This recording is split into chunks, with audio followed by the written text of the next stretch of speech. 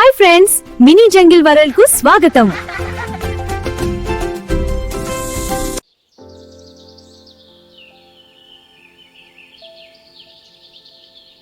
ఒకరోజు యెరూషలేము అనే ఊరిలో పిల్లలందరూ మట్టల ఆకులతో ఆడుకుంటున్నారు.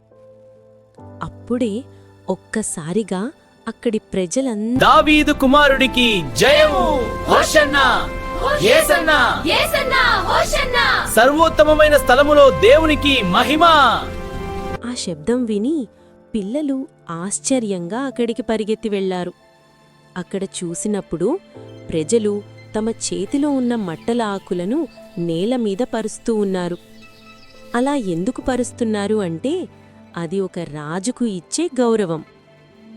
అప్పుడు యేసుప్రభువు ఒక చిన్న గాడిద మీద కూర్చొని ఊరంతా తిరుగుతున్నారు. ఆయన రాజులా కాకుండా చాలా సాధారణంగా, వినయంగా వచ్చారు.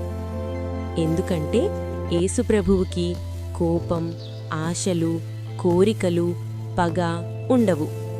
ఆయన ఎప్పుడూ ప్రేమ మరియు శాంతిని చూపిస్తారు. ప్రజలు ఆయనను ఎంతో ఆనందంగా స్వాగతించారు.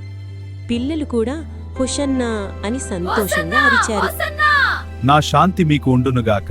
దీవించబడినవాడు, దీవించబడినవాడు. హోసన్నా, దావీదు కుమారునికి హోసన్నా. స్తోత్రములు, కర్త పేరట వచ్చుచున్నవాడు. స్తోత్రములు, సముద్రము సర్వోన్నతముగాక.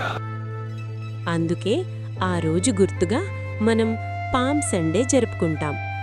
ఈరోజు మనకు ప్రేమ, వినయం, శాంతి అనే మంచి గుణాలు నేర్పుతుంది. నీతి. అలాగే మనం కూడా చెడుతత్వమంతా తొలగించి ప్రేమ, వినయం, శాంతి అనే మంచి గుణాలతో ఉండాలి.